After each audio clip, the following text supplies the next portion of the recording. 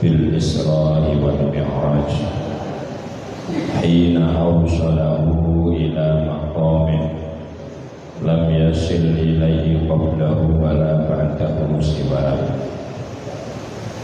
وشرف هذه الأمة بالصلوات الخمس في كل يوم وليلة حتى ينالون رحمته العظيمة ورضاه وأكرمه بأجل الثواب ونيل المرادات.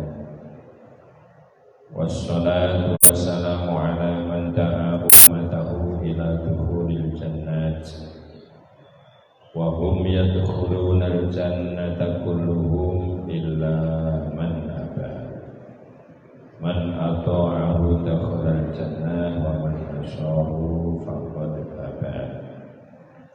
سيدنا وحبيبنا وشفينا ومولانا محمد صلى الله عليه وسلم الذي أيد بالمعجزات وأراه آياته البينات حين الإسراء والمعراج، وعلى آله وأصحابه وتابعيه ومحبيه إلى يوم لقاء ربنا الكريم في أشرف الساعات وأجل المرادات وأفضل المكانات ودخول الجنات. Amin. Amma ba'du. Seluruh yang hadir yang saya muliakan, terlebih para sesepuh, binispuh, para alim ulama, pengurus masjid, jamaah masjid, hadirin hadirat, warga perumahan Beli yang dimuliakan Allah dan mudah-mudahan selalu mendapat rahmat Allah. Amin. Allahumma amin. Ketahuilah semua yang hadir,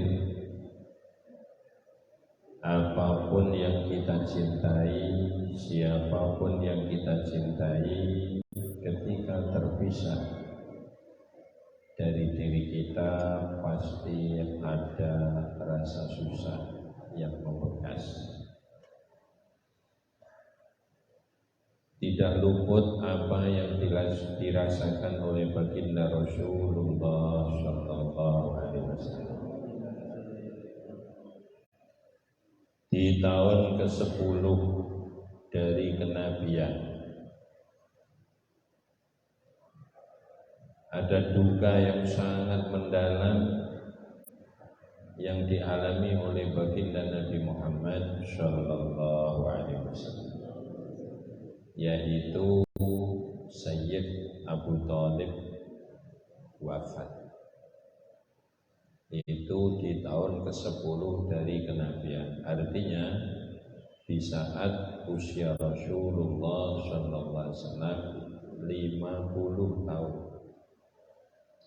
itu Sayyid Abu Thalib wafat. Ada duka yang sangat mendalam di diri Rasulullah. Kenapa? Karena keberadaan Sayyid Abu Thalib, walaupun beliau ikut bermain di belakang layar, beliau yang membackup perjuangan baginda Nabi Muhammad Sallallahu Alaihi Wasallam. Karena apa? Sayyid Abu Thalib ini priantun yang sangat disegani oleh orang-orang kafir Mekah. Disegani itu apa ya? Diewoi, bukan dikei makan. Disegani. Karena beliau adalah putra dari Mbah Abdul Muttalib. Mbah Abdul Muttalib di negeri Arab adalah orang yang punya nasab tinggi, sampai seluruh suku Arab itu kalau sudah berhadapan dengan keluarga Mbah Abdul Muttalib itu rasanya sungkan, segan. Perjuangan Rasulullah Sallallahu Alaihi Wasallam yang penuh tantangan, penuh hinaan, penuh caci makian. Itu di belakang ada beliau paman Abu Thalib. Walaupun dalam tafsir Jalalain diterangkan beliau belum muslim. Diambil dari ayat innaka la tahdi man ahbabta walakinallaha yahdi man yasha. Tapi ada satu kitab namanya Asnal Matalib fi imani Abi Thalib. Jadi di dalam kitab itu menerangkan bahwa paman Abu Thalib sudah masuk Islam sebelum wafat. Podo-podo ada kaulnya, sama-sama ada pendapat. Saya cocok pendapat yang mengatakan paman Abu Thalib sudah masuk Islam. Karena beliau sangat disegani di kalangan kafir Quraisy. Ketika orang mau mengganggu baginda Rasulullah SAW, tetap pikir-pikir. Selama masih ada paman Abi Thalib, yaitu bapaknya Sayyidina Ali yang akhirnya menjadi besan dari Rasulullah SAW. Maka wafat beliau membawa duka yang sangat dalam. Orang kafir semakin berani menentang baginda Rasulullah SAW. Lebih mendalam lagi setelah 3 hari. Setelah 3 hari dari pulangnya paman Abu Thalib, pulanglah istri tercinta beliau, Sayyidah Khadijah. Satu-satunya istri yang diperistri oleh Rasulullah, dan Rasulullah tidak menduakan sampai beliau wafat, Siti Khadijah. Itu selang 3 hari. Rasulullah semakin dalam kesusahan beliau. Karena apa? Semua biaya yang dibutuhkan oleh Rasulullah SAW dalam perjuangan adalah dari Sayyidah Khadijah. Dan ketahuilah beliau orang yang sangat kaya. Diterangkan 2/3 dari kekayaan yang ada di Makkah adalah milik Sayyidah Khadijah. Jadi betul-betul wanita kaya, wanita terhormat. Dan apa yang terjadi, wafat beliau menambah duka beliau karena orang kafir semakin berani menghina baginda Rasulullah Sallallahu Alaihi Wasallam. Artinya dalam usia 50 tahun Rasulullah berjuang 10 tahun, ditinggal 2 sosok orang yang sangat terhormat yang mendampingi baginda Rasulullah SAW. Satu, paman Abu Thalib, yang kedua adalah Sayyidah Khadijah. Bapak-bapak, ibu-ibu yang sudah pernah haji atau umrah, melihat 2 Hira, mengingat perjuangan Sayyidah Khadijah kok tidak menangis, bisa dipastikan orang itu keras hatinya. Maka kalau ada orang melihat Gua Hira tidak menangis, ada 2 kemungkinan. Satu, dia tidak paham kisah Sayyidah Khadijah. Yang kedua, tidak bisa memahami perjuangan Sayyidah Khadijah.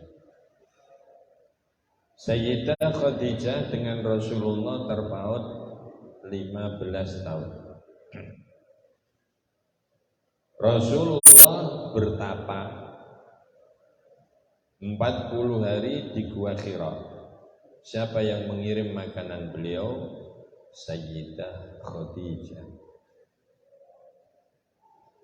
Kalau Rasulullah usia 40 menerima wahyu, berarti Khadijah 55 tahun. Bagi seorang perempuan dengan usia 55 tahun naik bukit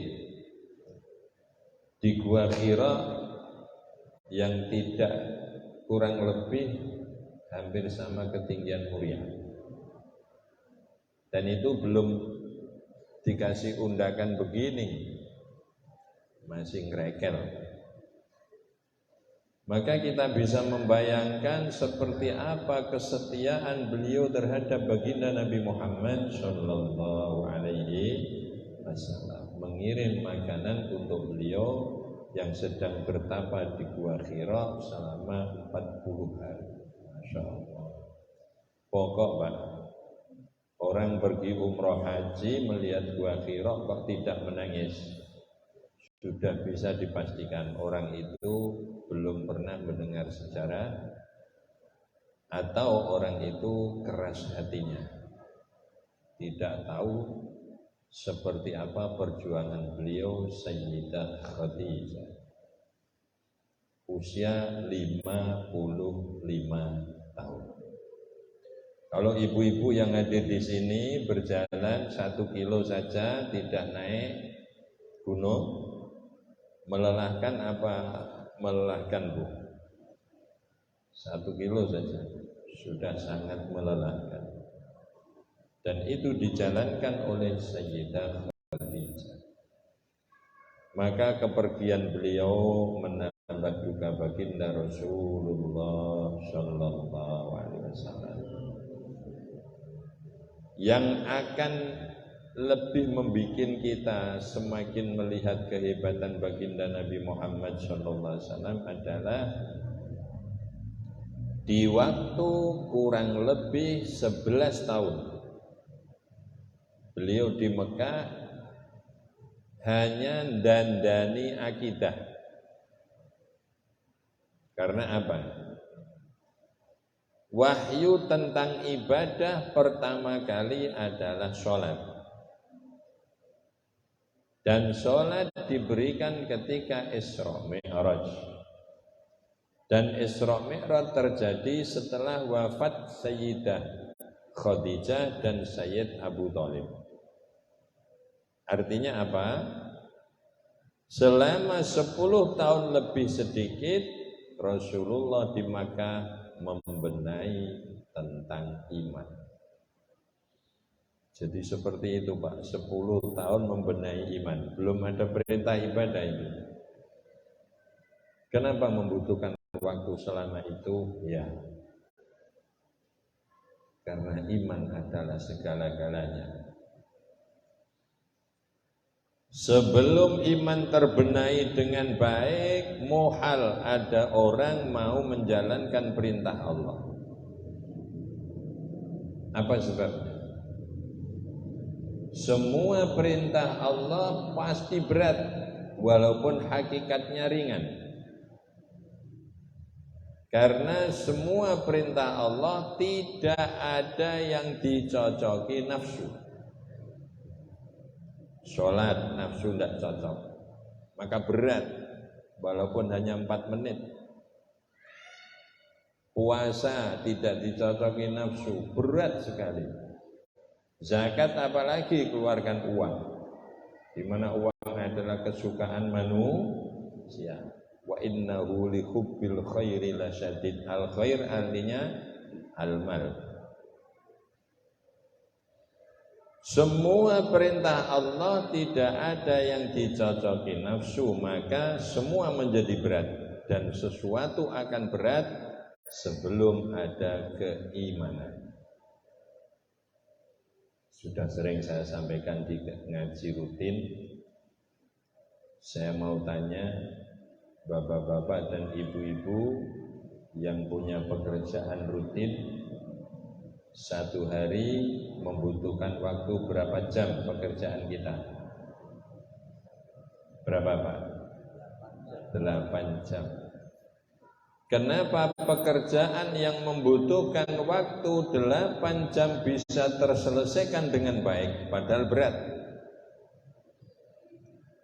Karena di sini ada keimanan. Apa itu?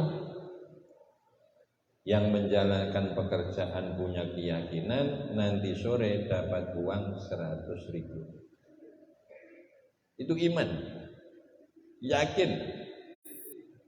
Karyawan ini tidak punya rasa curiga sedikit pun tentang kebohongan jeragan.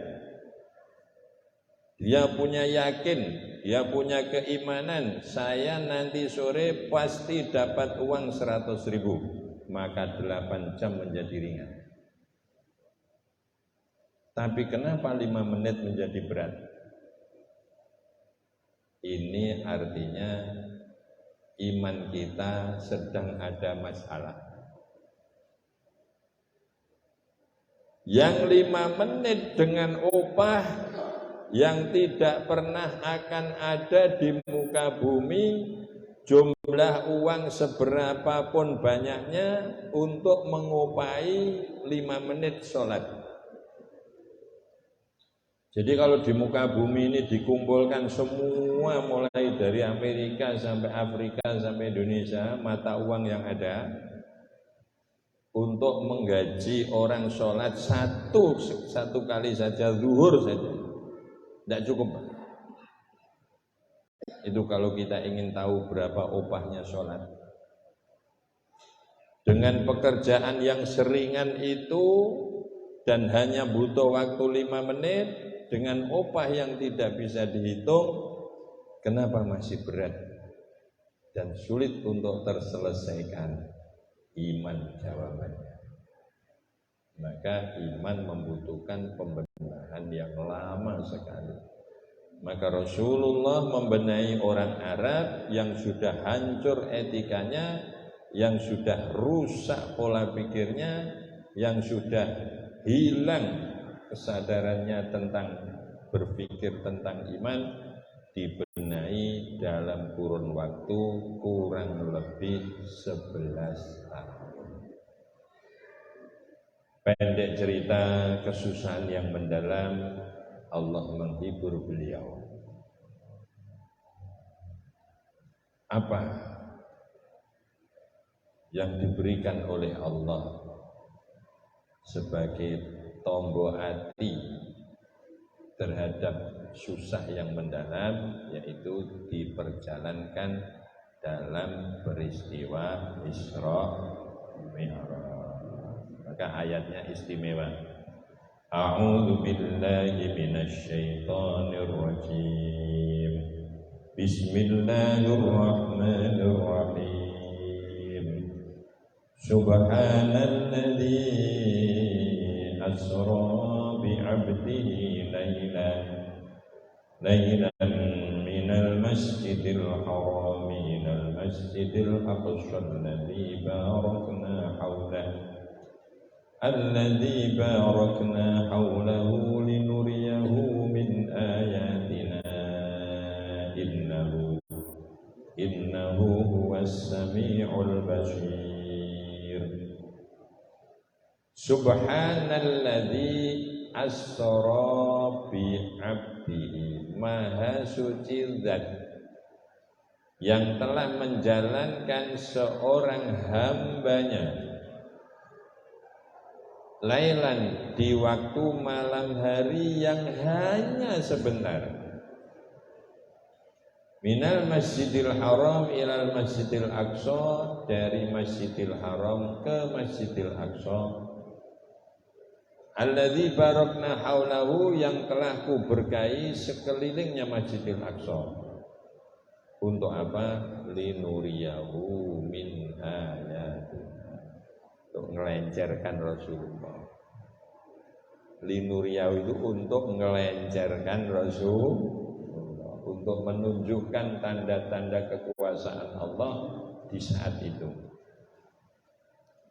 Jadi faedah sampingan dari Isra Mi'raj adalah menghibur baginda Nabi Muhammad sallallahu alaihi wasallam. Tapi tidak seperti kita.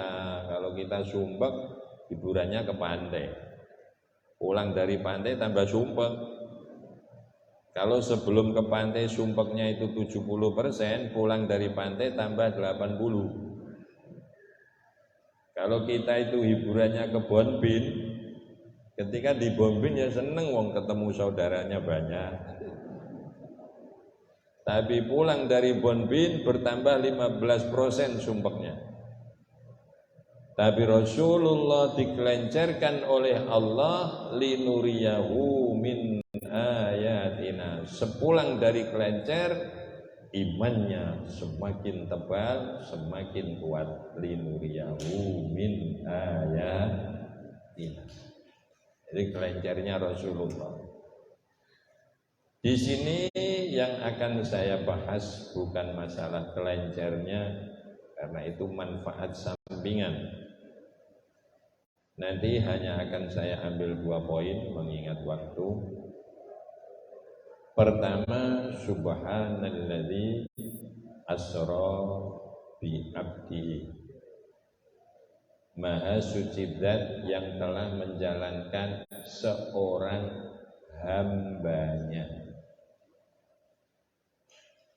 Ketahuilah bapak-bapak, ibu-ibu yang hadir, khususnya yang melihat live streamingnya,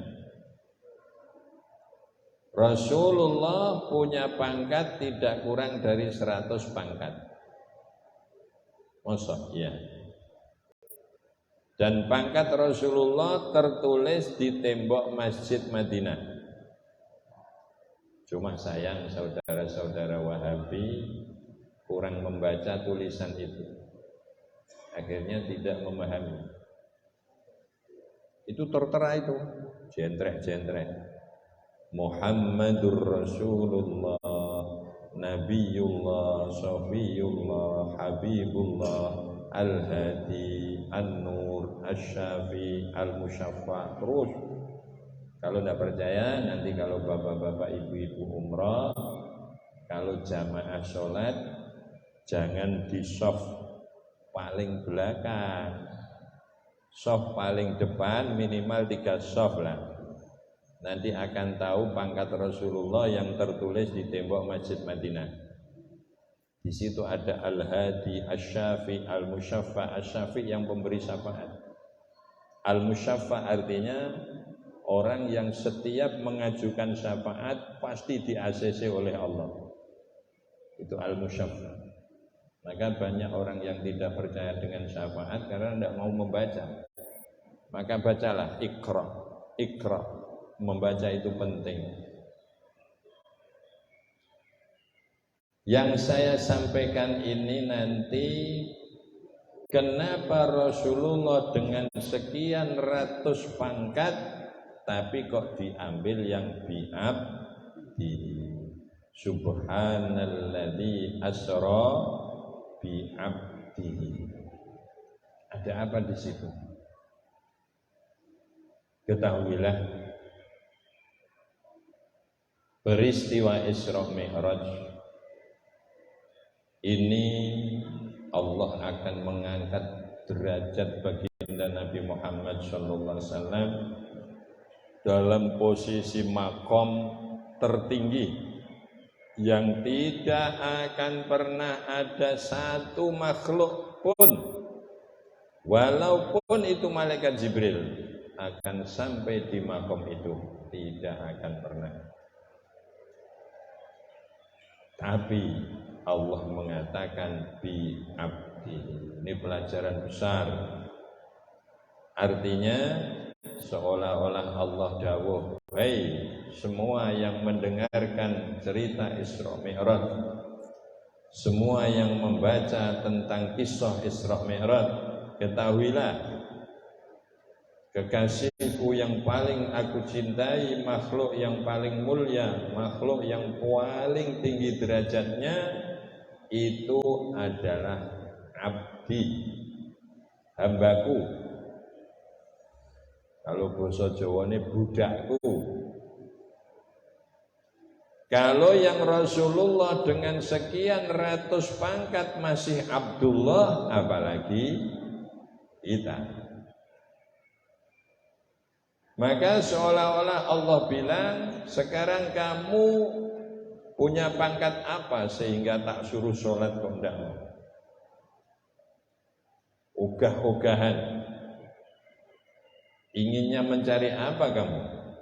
Kekasihku terhebat, termulia, tersegala-galanya, itu masih hambaku. Subhanalladzi asra bihamdi.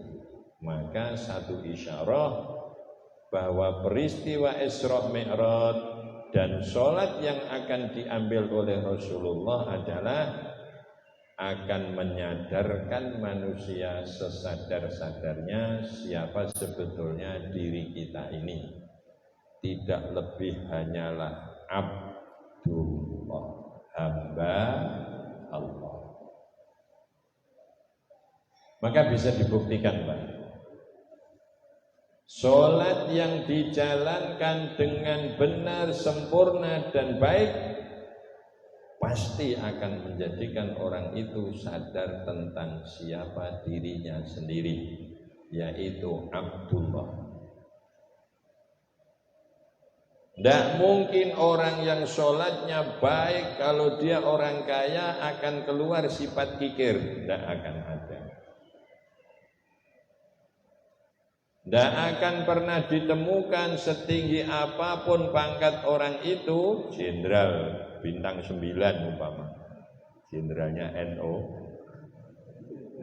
jenderalnya bintang 9, tidak akan bisa keluar sombongnya walaupun hanya sedikit. Bintang 7, jenderalnya Puyer, tidak akan keluar sombongnya. Loh kok kadang Linmas saja sudah sombong? Jenderal bintang 7 tidak ada yang sombong, Linmas bisa keluar sombong. Tidak akan pernah terjadi kesombongan timbul dari orang kaya sekaya apapun, karena dia sadar bahwa saya hanyalah Abdullah. Kok bisa? Iya. Saya mau tanya, anggota tubuh manusia yang nampak dilihat oleh mata yang paling mulia apa? Apa, Pak? Batuk. Batuk ya. Sampai utek diletakkan di batuk itu karena mulia.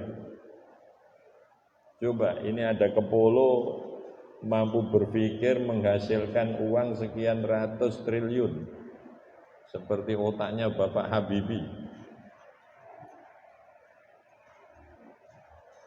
Ini anggota tubuh yang paling mulia yang nampak di depan mata harus diletakkan di atas tanah 1 hari 1 malam berapa kali? Berapa kali?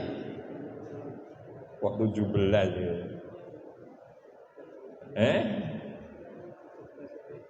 17 kali 2 karena 1 rakaat sujudnya berapa? Siapa orang yang akan keluar sombong kalau sudah ini diletakkan di atas bumi 1 hari 1 malam 34 kali. Saya kepengen mau lihat ini orangnya, Pak.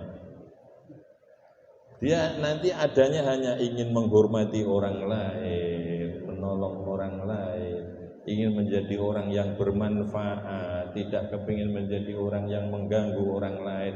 Ini 1 hari 1 malam diletakkan ke atas bumi 34 kali. Coba bayangkan. Tidak ada orang kaya medit, tidak ada. Tidak ada orang miskin nyolong, tidak akan berani. Ini diletakkan 34 kali. Tidak ada lelaki yang menganiaya istrinya, merasa dia lelaki, mempunyai kekuasaan, kepala rumah tangga. Tidak. Yang ada adalah saya adalah Abdullah. Punya kekayaan 100 triliun Abdullah. Yang punya kekayaan 100.000 juga Abdullah. Sesama hamba Allah dilarang saling mendahului. Maka kalau ada karyawan jumlahnya 2.000 tapi karyawan semua, Yang keta-kete disalahkan ndak? Podo-podo buruh kok keta-kete. Sama-sama Abdullah kok mau menang sendiri. Dan itu pasti akan tertata kalau orang itu sholat 5 waktu dengan benar, sempurna dan baik. Pasti.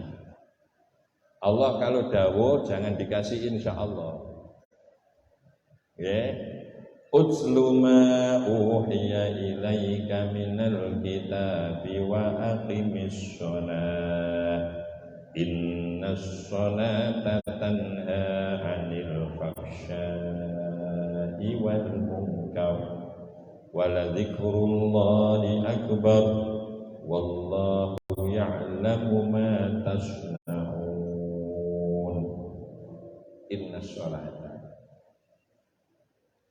Jadi mari apa yang sudah dibawakan oleh Rasulullah Shallallahu Alaihi Wasallam melalui satu peristiwa yang tidak akan pernah mampu dan kuat menjalankan selain Rasulullah. Coba kita bayangkan Pak, fisik saja, fisik. Peristiwa Isra Mi'raj kalau bukan fisiknya Rasulullah sudah tidak jadi, tidak kuat. Buraq itu jarak tempuhnya melebihi kecepatan suara, melebihi kapal terbang. Bapak Ibu bisa membayangkan kalau kita naik kapal terbang tapi di sayapnya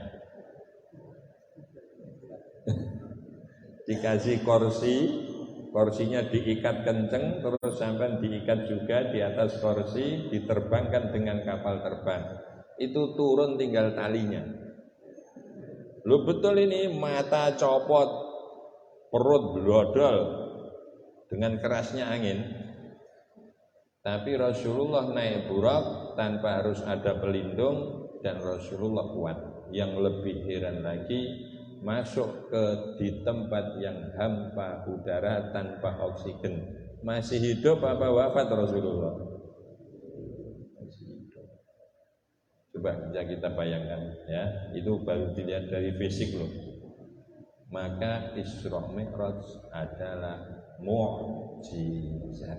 Semuanya mukjizat mulai dari berangkat sampai pulang.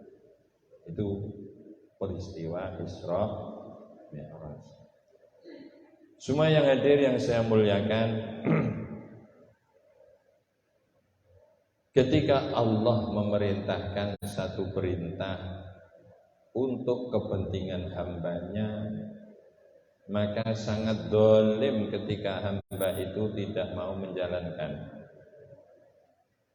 Kalau ada orang tua menyuruh anaknya untuk kepentingan anaknya, tapi anak tidak mau menjalankan, dolimnya berlipat-lipat apa enggak?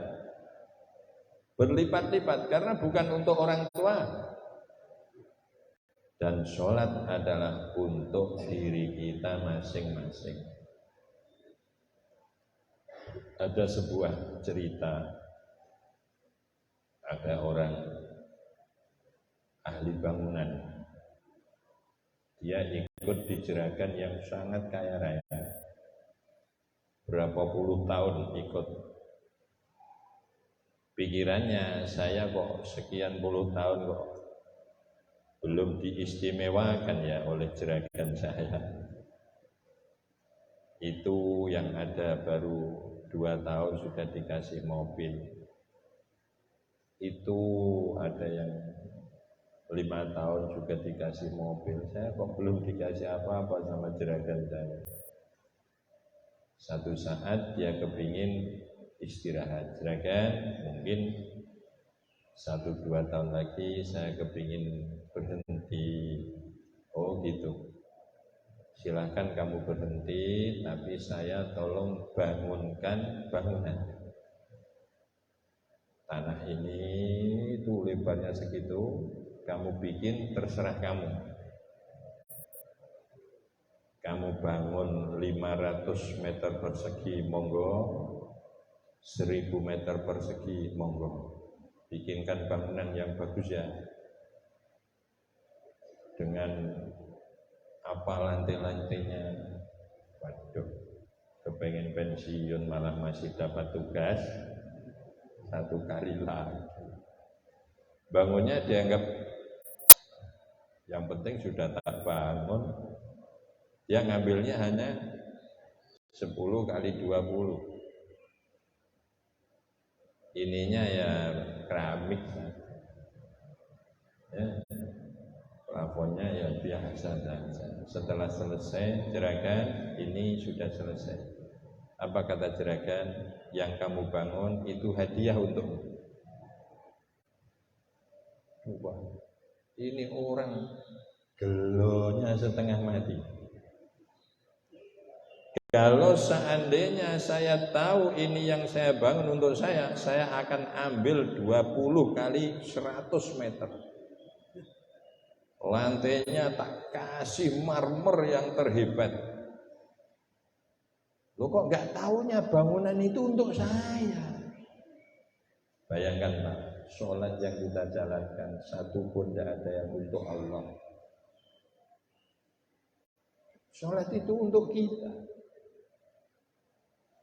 Apa kira-kira kalau karyawan tadi tahu bahwa rumah yang dibangun adalah untuk karyawan, maka dia akan membangun sebaik karena untuk saya.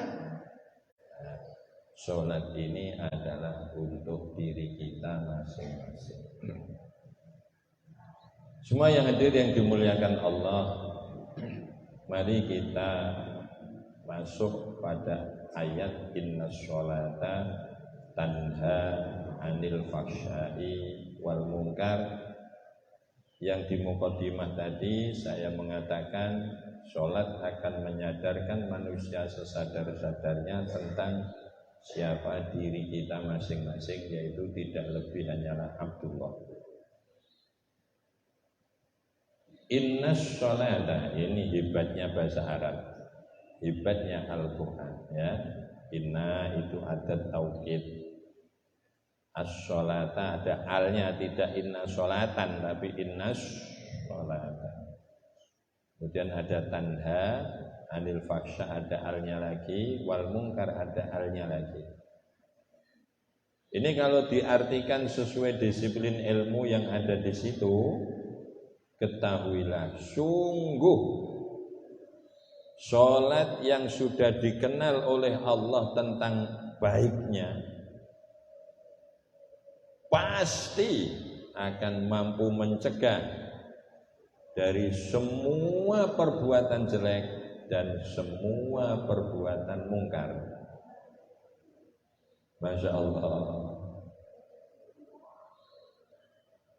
Ayat yang tidak komplit satu itu sudah Allah dawuh seperti itu hebatnya.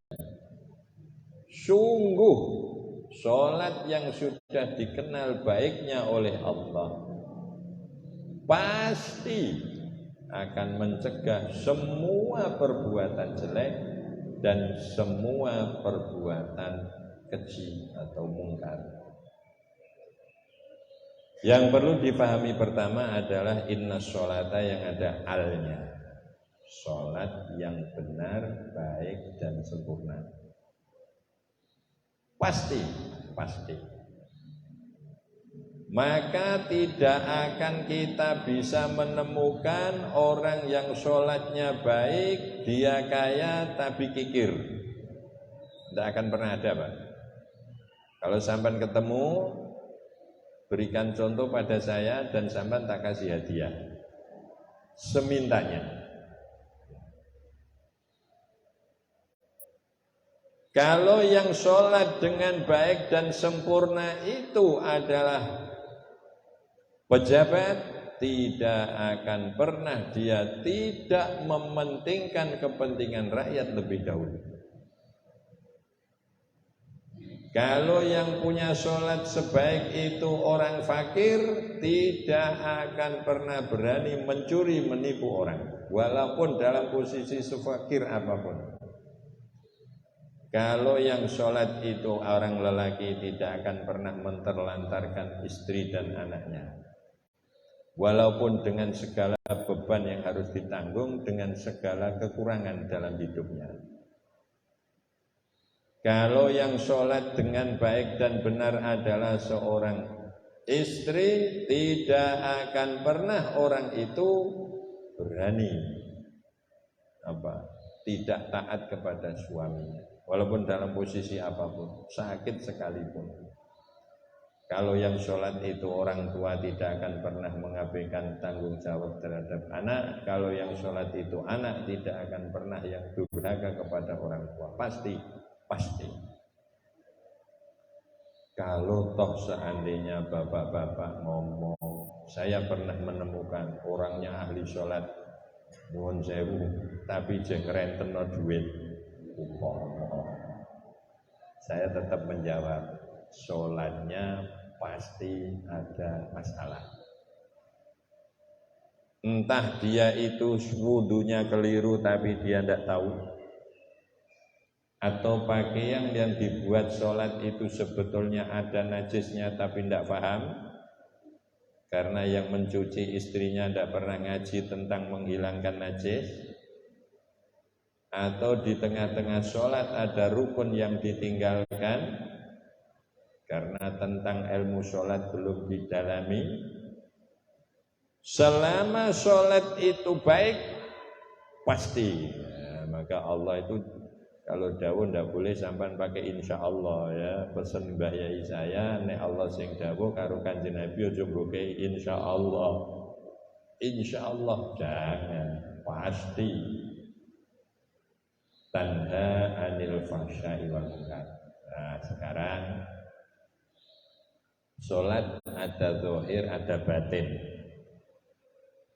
Maksiat ada zahir, ada batin.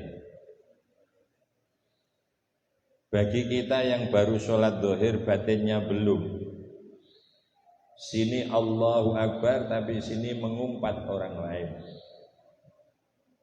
sini Bismillahirrahmanirrahim tapi sini gonduknya minta ampun. Allahu Akbar, Bismillahirrahmanirrahim, Ar-Rahmanirrahim. Saya itu gimana, punya utang, diem aja dia. Lo sini Ar-Rahmanirrahim, kau sini bahas utang. Sini Ar-Rahmanirrahim, sini masih berkeliaran di pasar, ngitung nota. Bagaimana sholat yang seperti ini mampu meninggalkan maksiat? Sulit. Maksiat ada zahir, ada batin. Sholat ada zahir, ada batin. Kalau kita sholat baru zahirnya, insya Allah dosa-dosa yang zahir juga sudah teratasi. Allahu Akbar, sudah benar. Tapi hati belum fokus. Insya Allah zina sudah tidak berani.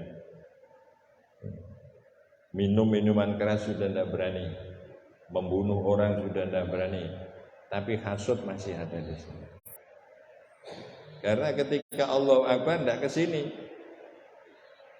Ketika Subhan Rabbiyal A'la wa bihamdihi tidak masuk ke sini. Maka dosa-dosa batin belum bisa terlepaskan. Dan kadar sesuatu yang kurang baik ada yang namanya makruh. Walaupun tidak haram tapi makruh. Begitu pula ketika sholat itu penuh dengan adab, maka yang makruh pun akan ditinggalkan, Pak.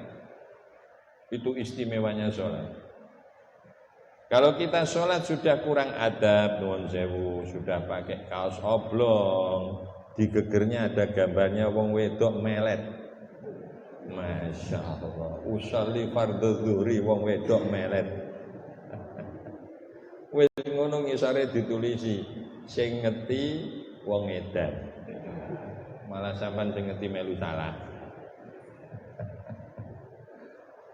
Itu sholat tapi kesopanan tidak ada. Maka ketika kesopanan tidak ada, walaupun tidak mengganggu keabsahan sholat, itu sulit untuk meninggalkan kemakruhan-kemakruhan. Karena pengaruh sholat yang sempurna mulai dari sunnah dan adab akan punya pengaruh yang lebih tinggi lagi sampai sesuatu yang makruh-makruh saja tidak berani. Nah, disinilah innas sholata tanha anil fahsya'i wal munkar. Maka peristiwa Isra Mi'raj betul-betul peristiwa yang sangat amat luar biasa, menjemput ibadah sholat untuk siapa? Untuk kepentingan kita dan diri kita masing-masing. Yang terakhir, ketahuilah tidak hanya Rasulullah, tapi siapa saja dengan sholat akan meraih rahmat dan ridho Allah. Maka ada dawuh as-sholatu mi'rajul ibad ila khaliqil ibad. Sholat adalah tangga untuk bertemu, tangga bagi seorang hamba untuk bertemu yang menciptakan hamba. Artinya bertemu dalam ridhonya Allah subhanahu wa ta'ala. Dan ketahuilah siapa saja yang sholat dengan baik, Allah akan menuntun semuanya, mulai dari ekonomi, keluarga, semua kebutuhan akan ditata oleh Allah dengan baik. Sampai orang kuno mengatakan, kowe sholat sing apik engko kabeh diurus karo Allah. Lho kok malah luru urusan mbok rewangi ra sholat. Ini kan terbalik namanya. Sholatlah kita dengan baik, maka semua urusan kita akan dipernahno oleh Allah. Lu kok malah cari urusan tidak sholat. Sekarang minimal itu juga harus ada. Seandainya kita belum bisa khusyuk, kita belum bisa sempurna dalam adab-adab dan sunahnya, tetap jalankan sholat. Jangan kemudian putus asa dan tidak menjalankan sholat. Kata guru saya, kowe sholato senajan atimu isih rono-rono, iku luwe apik katimbang kowe rono-rono li ora sholat. Itu namanya diambil dari yang paling minimal. Mungkin itu yang bisa saya sampaikan, kurang lebihnya mohon maaf. Mari kita berdoa. Bismillahirrahmanirrahim. Alhamdulillahirabbil alamin. Ya arhamar rahimin, ya arhamar rahimin, ya arhamar rahimin. Ya dzal jalali wal ikram, ya hayyu ya qayyum. Allahumma shalli wa sallim ala sayyidina Muhammadin wa ala alihi wa sallim. Allimna ma yanfa'una wanfa'lana ma 'allamtana warzuqna ilman nafi'a wa 'amalan shalihan mutaqabbala. Rabbana ighfir lana wa li walidayna warhamhuma kama rabbayana shighara. Allahumma a'inna 'ala dzikrika wa syukrika wa husni ibadatik wa a'inna ala ta'atika wa a'inna ala adai faraidika wa a'inna ala muhafadzati sunani wa tarkil bid'ah wa ahliha wa a'inna ala iqamati sholat fi awqatiha bi syurutiha wa ruku'iha wa khushu'iha wa tadabburiha wa ikhlasiha hatta nakuna min ibadikal mukhlisin, min ibadikal muttaqin, min ahli jannatikal na'im bi rahmatika ya arhamar rahimin. Rabbana hab lana min azwajina wa dhurriyyatina qurrata a'yun waj'alna lil muttaqina imama. Rabbana atina fid dunya hasanah wa fil akhirati hasanah wa qina adzabannar. Wa sallallahu ala sayyidina Muhammadin nabiyil ummi wa ala alihi wa sallama walhamdulillahi rabbil alamin bi asraril Fatihah.